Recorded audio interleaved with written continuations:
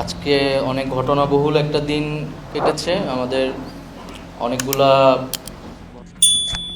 পত্রিকা অফিসে ভাঙচুর, পত্রিকা বন্ধের জন্য চাপ প্রয়োগ সহ্য করা হবে না, তথ্য উপদেষ্টা নাহিদ।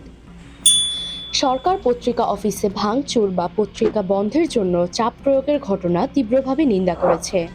তথ্য ও সম্প্রচার মন্ত্রণালয়ের উপদেষ্টা নাহিদ ইসলাম আজ একটি সংবাদ ব্রিফিংয়ে জানিয়েছেন, সরকার কোনোভাবেই এ ধরনের ঘটনা সমর্থন করে না এবং ভবিষ্যতে এমন ঘটনা ঘটলে তা সহ্য করা হবে না।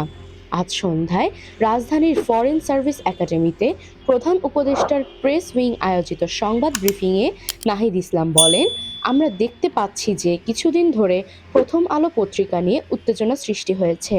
গতকালও তাদের অফিসের সামনে উত্তেজনা তৈরি হয়েছিল এবং আজ রাজশাহীতে তাদের অফিসে ভাঙচুর করা হয়েছে। চট্টগ্রাম